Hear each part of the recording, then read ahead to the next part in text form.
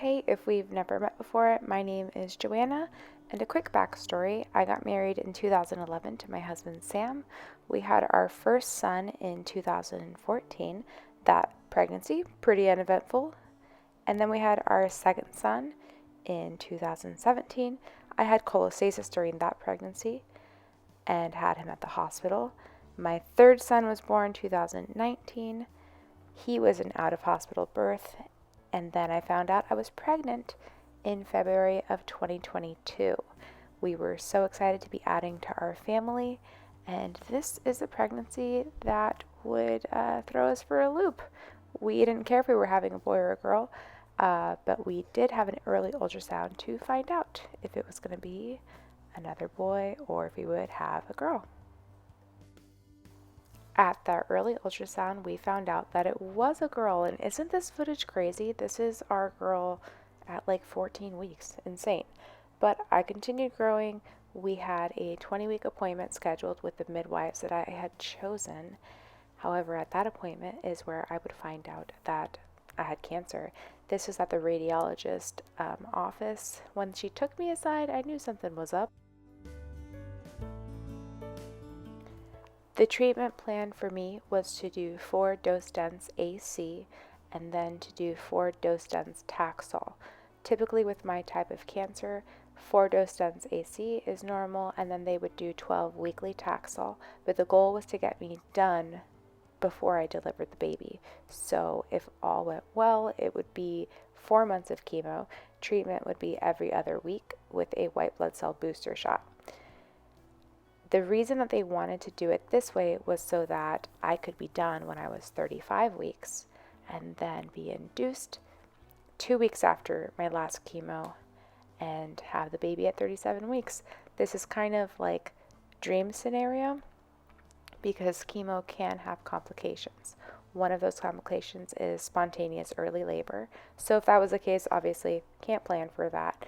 But another complication could be intrauterine growth restriction, and that's something that I was being monitored for as well. And that's something that would cause me to maybe need to be induced early. So that was on our radar, and that's why we were trying to get done with chemo as soon as possible. So I did end up having a little bit of growth restriction, but nothing that caused an early induction. However, whenever I found out, it was a Thursday or Friday, and we already had the anatomy scan scheduled for Saturday. So we ended up just going, and it was such a bizarre time because we didn't tell the technician. We just wanted to have this one last normal thing. And so it was a very mixed bag of emotions to see the baby and have a little bit of an idea of everything we were about to go through. So beginning of that week, I had an EKG to see if my heart was healthy enough to endure chemo, and thankfully it was. And then I did the big chop. I cut my hair. We were wanting it to be a little bit more fun than just losing all my hair, so my husband convinced me to get a pixie and to enjoy it for a little bit. Hair loss with AC chemo typically happens 2 weeks after you begin, and that's definitely what I experienced. So I was glad that we were able to make it fun instead of just having long clumps of hair fall out. The Friday that I had chemo, I began the day with surgery to have a port placement, and that allows the chemo to be directly put in instead of through my arm because it's toxic. And this is my first AC. AC is bizarre, man, because it looks like red Kool-Aid. And when it goes into you, you also pee red immediately. It's so weird. But yeah, the people wear hazmat suits and they're not allowed to touch it, but then it goes into your body, and it's so crazy to know how toxic it is. But then it's supposed to be to kill the cancer cells. So this was my first treatment. I turned 30 pretty soon after I began chemo, so that first treatment I came home to a surprise party from my sister-in-law and my family. I got to watch the baby move and thrive as I was not moving or thriving, but it was a very sweet sight. This is the last day that I had a pixie cut before we decided to buzz my head. my hair was getting weird. It was thinning, it was coarse, it was strange, and it was time.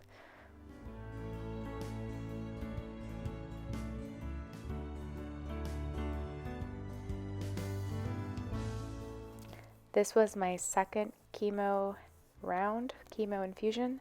My husband was with me during every single treatment, which was really nice to have him there. Chemo takes a long time. It's probably like 3 or 4 hours depending on how your body does.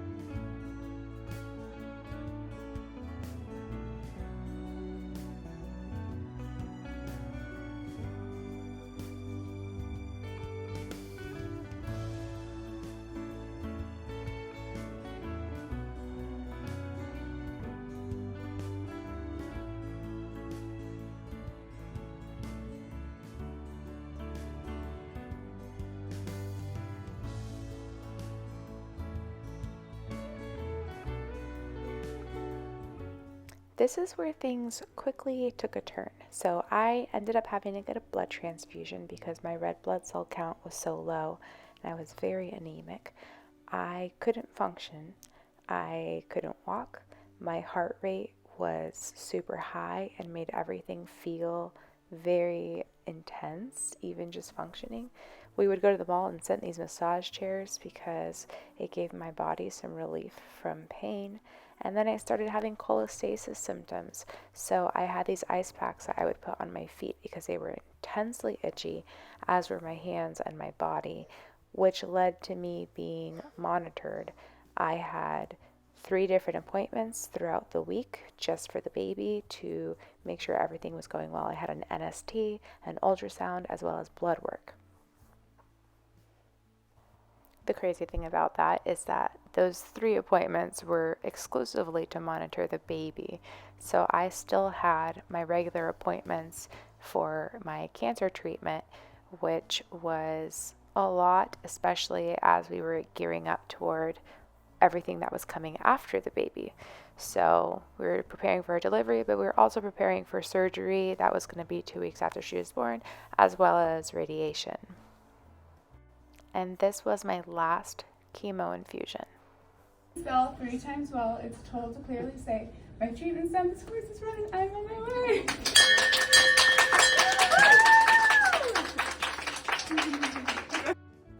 And this was the day that we had really been counting down to.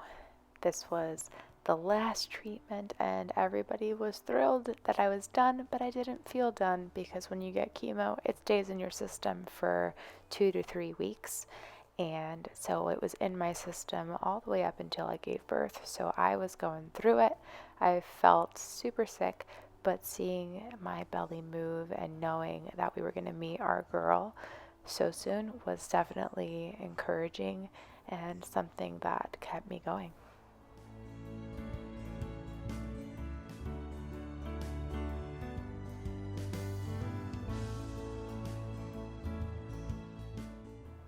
And this is basically how I was for most of the time that I did chemo. I was feeling terrible and I lived in bed.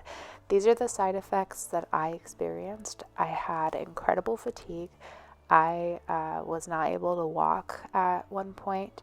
My heart rate was super fast, which is why they check your heart beforehand. My resting heart rate was 110, and I'm still struggling with a high heart rate because of chemo. Body aches, so many body aches. Bone pain was super intense, especially from that white blood cell booster shot. I had mouth sores that caused me to not be able to brush my teeth without hurting really bad.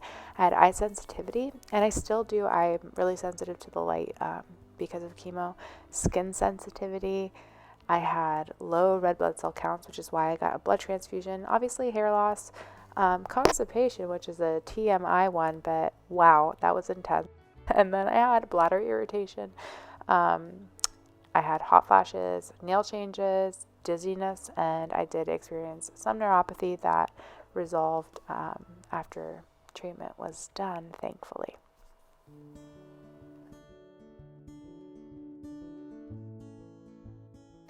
This was right about the time that I was going to deliver the baby.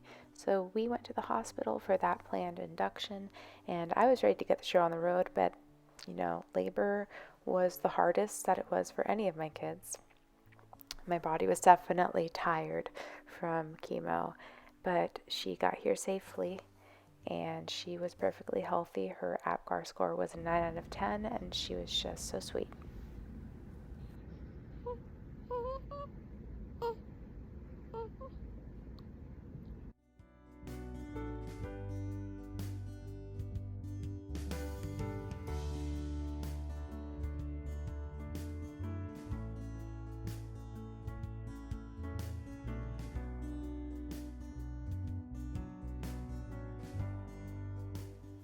I was branded the cancer patient at labor and delivery. I had no hair, the baby had so much hair, but I had some amazing nurses who made the time that I was there very special. I didn't feel good, but it was really encouraging to be around such sweet people. I wasn't able to nurse her because of cancer treatment. I still had chemo in my body, and we were also preparing for surgery and all that treatment to come in the future. So, because of that, I qualified to have donor milk for her, which was such a blessing because I nursed my other kids, and it was something that did kind of feel like a loss to not be able to do that, but I was so glad that she was still able to get the benefit of breast milk. And she's just so cute, isn't she? So sweet. What a joy. What a little burst of sunshine in the midst of such a dark time. I know that pregnancy made everything harder in a lot of ways, but at the same time, it was something sweet that was happening, something to look forward to, and being home with her just brightened up so much of the things that we were going through.